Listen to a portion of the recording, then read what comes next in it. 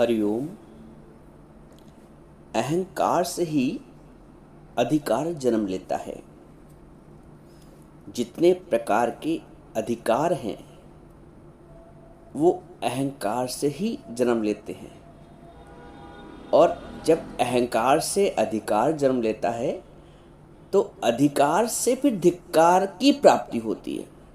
देखो, अच्छा, सत्संग सुनने से पहले ये समझ लो कि ये जो सत्संग है ये सिर्फ उनके लिए है जो अपने अहंकार का निर्वाण करना चाहते हैं, जो अपने अहंकार को मटिया मेट करना चाहते हैं, जो अपने जीव भाव को बिल्कुल मिट्टी में मिला लेना चाहते हैं। ये ज्ञान उनके लिए है, ये सत्संग उनके लिए है। और यहाँ पे श्रद्धा भाव चलेगा, तर्क नहीं चलेगा, बुद्धि नहीं चलेगी, बुद्धि का समर्पण चलेगा। बुद्धि का समर्पण ही तुम्हारे विवेक की जागृति करता है। एक बार मैंने बताया था आपको कि जीवन भर मनुष्य का जो विवेक है वो सोया ही रहता है। यदि ज्ञान न मिले तो, यदि गुरु न मिले तो, एक समान परिस्थिति में, समान जीवन अवधि में एक मनुष्य का जो विवेक है वो ताउम्र सोया ही रहता है। विवेक की जागृति करने की आवश्यकता होती है। बुद्धि तो तुम्हें जन्मजात मिल जाती है, मन और बुद्धि। बुद्धि का मतलब होशियारी, चालाकी, सियाणापन, ये तो जन्मजात प्राप्त हो जाता है।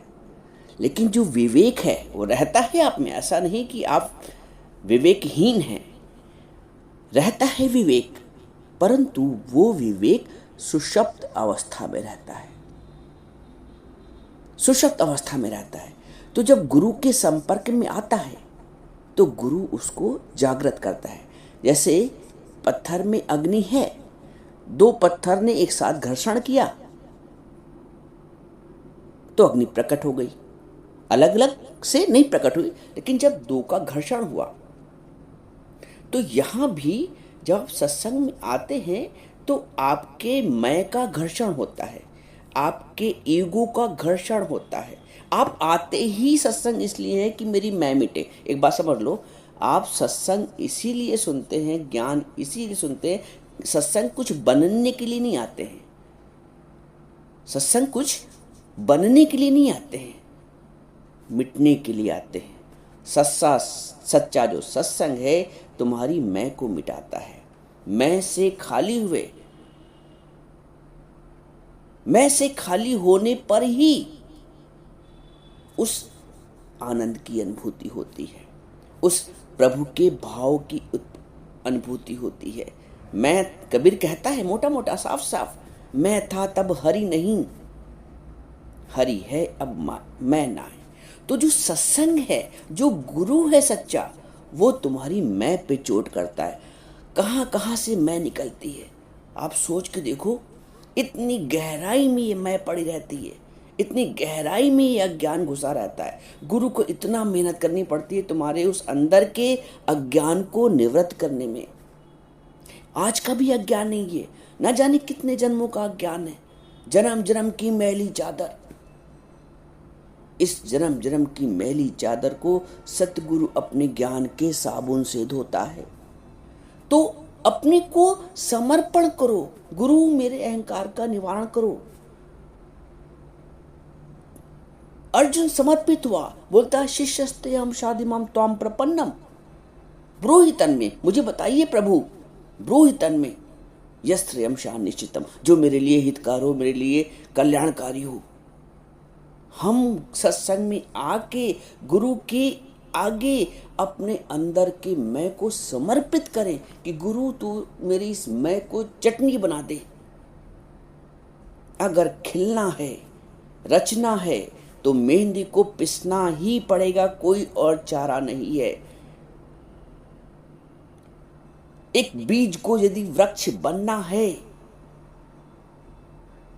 तो उसको धरती में मिटना पड़ेगा, गर्क करना पड़ेगा अंधेरे में। सहना पड़ेगा धूप पानी हवा थपेड़े। बिना इसके बीज चाहे कि मैं वृक्ष बन जाऊं, मैं फल दे दूं और लोगों का कल्याण हो, नहीं हो सकता। बिना खुद की चटनी बनाए संभव नहीं है। चंदन बिना घिसे किसी के मस्तक पर सुशोभित नहीं हो सकता है। अज्ञान में हम बिना घिसे ही चाहते हैं सब कुछ कर डालें, सारे सत्कर्म दान पुण्य भलाई लोक कल्याण जन कल्याण। संभव नहीं है कि चंदन बिना घिसे सुशोभित हो जाए मस्तक में किसी की, जिसको हम समझते भी हैं अज्ञान में कि हमने इतना कुछ किया जीवन में। वो सब नानक कहते हैं ताके कर्ता व्यर्था जातो, सब व्यर्थ चला जाता है, क्योंकि करने के भाव से किया गया है। करने के भाव से किया गया है इसलिए व्यर्थ हो गया। किया तो तुमने बहुत कुछ और अच्छा भी किया, मान लो आपके यहाँ कोई अतिथि आया कोई मेहमान, आपने बड़े प्रेम से उसके लिए चाय बनाई और जैसे ही सामने रखी चाय उसको समर्पित की, उसमें आके मक्खी पड़ गई, मच्छर पड़ गया, तो क्या वो फिर चाय पीने योग्य है? कर्म तो बहुत अच्छा हुआ, सेवा के भाव से भी हुआ, परंतु जो अहंकार की मक्खी पड़ गई उसमें, उसने उसको व्यर्थ कर दिया, संपूर्ण कर्म को व्यर्थ कर दिया। अब वो चाय पी नहीं जाएगी, अब उसको फेंकना ही पड़ेगा। ऐसे ही हमने सारे जीवन भर भांति भांति के कर्म किए हैं, अपनी वाली में अच्छे भी किए, बुरे का भी भान नहीं कि मैंने कुछ बुरा किया। मान लो एक स्थिति ऐसी भी है कि ये भी भान नहीं कि मैंने बुरा किया, क्योंकि हर व्यक्ति को ज़्यादातर ये पता होता है कि मैंने अच्छा ही किया है, मैंने सबके साथ भलाई की है, मैंने किसी का बुरा नहीं किया है, ये ऐसा लोगों को भान होता है। लेकिन बात वही आप आ गई कि मैंने अच्छा ही किया है, मैंने बुरा नहीं किया है, तो मैं हूं और मैंने किया है। ये जो दो भाव हैं, इस किए हुए समस्त कर्म को व्यर्थ कर देते हैं, ताकि कर्तव्य वृथा जात। करन करावन आपे हाथ, मानस के नहीं कछात, मानस यतन करत बहु भांत, ताकि कर्तव्य वृथा जात। कर्म की गहराई को समझो, कर्म के मर्म को समझो। कर्म की जल्दी सबको रहती, बहुत जल्दी रहती है कर्म करने की। बच्चा कितनी जल्दी बैठना शुरू कर दे, बच्चा कितनी जल्दी चलना शुरू कर दे, बच्चा कितनी जल्दी बोलना शुरू कर दे, मैं कितनी जल्दी सीख जाऊं, मैं कितनी जल्दी, सब कुछ करने की बहुत करता कर जीवन के आरंभ से लेके अंत तक कर्तापन का जो भाव है वो समाप्त ही नहीं होता है। कैसे समाप्त हो भाई? किसी ने उसकी चटनी बनाई नहीं, गुरु उसकी चटनी बनाता है, गुरु उसको पीसता है। इतना अहंकार है लोगों में। अहंकार से तात्पर्य ये तुम ये समझो, एक तो कर्तापन का अहंकार, एक मैं हूं का अहंकार। ये मैं हूं का अहंकार, मैं अच्छा हूं, मैं बड़ा हूं, मैं श्रेष्ठ हूं, मैं सबके साथ मिट के चलता हूं, ये भी तो अहंकार है। मैं हूं और मैं मिट के चलता हूं। पानी फेर गया तुम्हारे मिटने पे, मिट जाओ एहसास न होने पाए, मिट जाओ एहसास न होने पाए। ये मौन की प्रक्रिया है, ये बोलने की प्रक्रिया नहीं है। ब्रह्म का एक गुण है मौन होना, ब्रह्म का गुण है मौन रहना। भगवान ने बोला है गीता में, मौनम चैवास्मि गुह्यानाम ज्ञानम ज्ञानवतामहम्। लोग बोलते बहुत है, ज्ञानी बन जाते तो ज्ञान बोलने लगते हैं। उधर अज्ञान छोड़ा, इधर ज्ञान पकड़ लिया। अब ज्ञान का अहंकार, अब ज्ञानी पने का अहंकार, अब लोगों को सुधारने का अहंकार।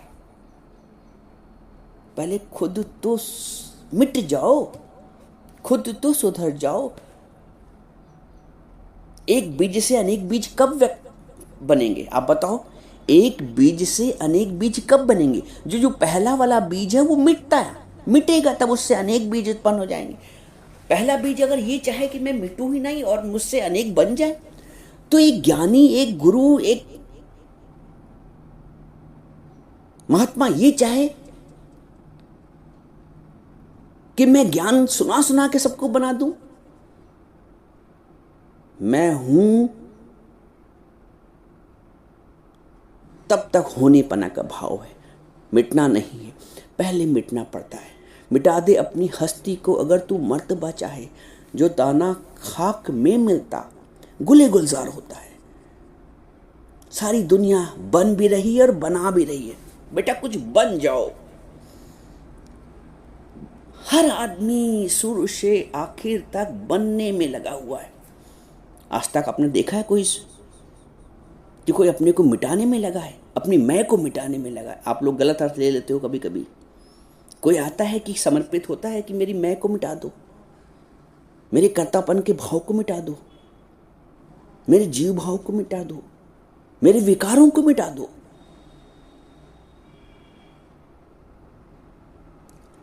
आया है कोई, मिला है कोई आपको अपना ऐसा कोई कि आपसे ये पूछता हो, आपसे ये कहता हो कि मेरे विकार मिट जाए, मेरी मैं मिट जाए?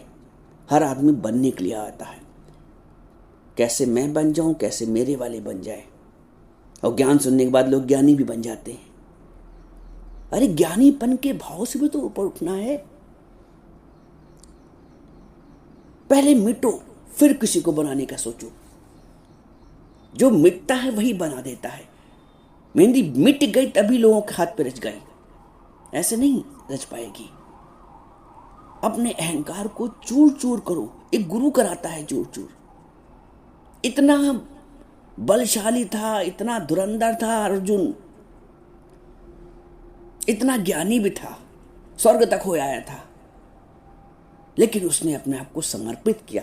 जब तो एक ऐसा व्यक्तित्व जो इतना पराक्रमी है, इतना धुरंधर है, इतना ज्ञानी है, इतना सामर्थ्यवान है, वो भगवान से कहता है कि कार्पण दोषो अपत स्वभाव प्रच्छामि तम धर्म सम्मूर्छिता। कार्पण की दोष से युक्त हुआ, वो अपने आप को कायर मान रहा उस वक्त। कार्पण दोषो अपत स्वभाव, मेरा स्वभाव अपत हो गया है। प्रच्छामि तम धर्म सम्मूर्छिता, मैं आपसे पूछता हूं, मैं सम्मूढ़ हो गया हूं, मुझे कुछ समझ नहीं आ रहा है। प्रच्छामि तम धर्म सम्मूर्छिता ब्रूहितन में, मुझे बताइए प्रभु, आपके अंदर ऐसी करुणा जागती कभी अपने लिए? इतनी तड़प जागती है?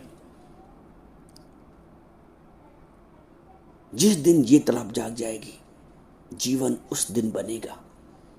बहुत सुना है सत्संग, बहुत ज्ञान सुना, इस गुरु का, उस गुरु का, इस यहाँ पे से वहां से बहुत सुना है। सुन सुन के ढेर लगा है। सुनाना चाहो तो सबको सुना भी सकते हो, लेकिन जीवन तो नहीं बना, लेकिन उद्धार तो नहीं हुआ, लेकिन मैं तो नहीं मिटी। अभी लोगों के गुण और अवगुण दिखते हैं। अभी आता है क्रोध, अभी वासना जागृत होती है, अभी लोभ जागृत होता है, क्योंकि अंदर भरा है लोभ। जितने भी लोभ मोह क्रोध हैं सब अंदर भरा। ये गया नहीं तो ज्ञानी कैसे बन जाओगे? विकार जाएंगे तब ज्ञान आचरण में आता है। विकारों को मिटाने का, मैं को मिटाने का सारा प्रयास होना चाहिए। तुम बनना चाहते हो, सब कुछ बनना चाहते हो, कितना बनोगे? जीवन भर, जीवन के अंत तक बने ही तो रहे। बच्चे बने, पिता बने, माता बने, पति बने, पत्नी बने, माँ बने, बाप बने, दादी बने, दादा बने, नानी बने, नाना बने, सेठ बने, साहूकार बने, अधिकारी बने। आप बताइए, बने ही तो हो सारा जीवन। और वो जो बनना तुम्हारा था वो कोई काम भी नहीं आया। रिश्ते बनते गए, मिटते गए, कभी आप पुत्र थे, आप पिता बन गए, अब पुत्र बनना खो गया। पिता थे, दादी दादा बन गए। बनते गए, मिटते गए, मिटते गए, बनते गए बाहर के रिश्ते। वो जो बाहर का बनना है वो शाश्वत नहीं है। बनना है तो योगी बनो। योगी से तात्पर्य परमात्मा से अपना कनेक्शन करो, परमात्मा से अपना योग करो। और परमात्मा से योग करने के लिए अपनी मैं को मिटाना पड़ता है। एक होता है कैपिटल आई और एक होता है स्मॉल आई। स्मॉल आई के ऊपर एक नुक्ता लगा होता है, एक बिंदी लगी होती है। अगर तुमको कैपिटल आई बनना है, उस स्मॉल आई को, तो उसको ऊपर से जो मैं बिंदी है वो हटाना पड़ेगा। तो हम अज्ञान में सब स्मॉल आई रहते हैं, सबके ऊपर अहंकार, मैं भी तो कुछ हूं, मैं कुछ हूं, आई एम समथिंग। ये समथिंग का जब भाव मिटेगा, दादा भगवान हमारे बोलते हैं be nothing, be nothing and know that you are that. पहले तो बी नथिंग हो, तो आई एम समथिंग, मैं कुछ हूं, कुछ तो हूं सबका। कुछ होने के भाव ने ही दुखी कर रखा है, कुछ होने के भाव ने ही सारे विकार बनाए रखे हैं, कुछ होने के भाव ने ही अहंकार के स्वरूप को जीवित कर रखा है। जिस दिन ये अहंकार के स्वरूप का मरण होता है, कबीर बोलता है ऐसी मरनी मर चलो जो बहुर जन्म ना होए। ऐसी मरनी, जीते जी जीवन मुक्त का आनंद लेना है तो जीते जी अपने अहम का खात्मा करना पड़ेगा, अपने अहम को मारना पड़ेगा, गुम करना पड़ेगा अपने आप को। जब स्वयं को गुम करोगे तो राम का भाव जागृत होगा। खुद बन के, खुद कुछ होकर हम कभी परमात्मा तत्व की अनुभूति नहीं कर सकते। गुरुजी बोलते हैं कि बनना ही है अज्ञान बड़ा। देखो, जब जब तुम बनोगे तुम्हें ठेस कब लगती है? जब तुम कुछ बनते हो कि बहू ने मुझे कह दिया, बहू के शब्द लगे। शब्द क्यों लगे? कि मैं कुछ हूं, मैं सास हूं। छोटे भाई ने कह दिया क्योंकि मैं बड़ा भाई हूं, या बेटे ने कुछ ऊंची आवाज में बात कर दी। संसार में रहो तो तुम चाहो उससे कि वो तुम्हें शिष्टाचार करे, तुम्हारे आगे नम्र रहे और तुम्हारा कहना ठीक है, वो उसका पार्ट है। तुम्हारा इसलिए तुमको मैं कह रहा हूं कि तुम ज्ञान की क्लास में बैठे हो, ज्ञान की कक्षा में बैठे हो, तो तुम्हें इतनी अपेक्षा नहीं करनी कि कोई हमें माने, कोई हमें सम्मान दे। ये मांग ही दुखी करती है। ये मांगन मरण समान है, मत कोई मांगो भीख, मांगन ते मरना भला, ये सतगुरु की सीख। मांग ही तो रहे, कोई हमको देख के मुस्कुराए, कोई हमको थैंक यू बोले, कोई हमसे राम राम करे, कोई हमारे हाथ जोड़े, कोई हमारे पैर छुए,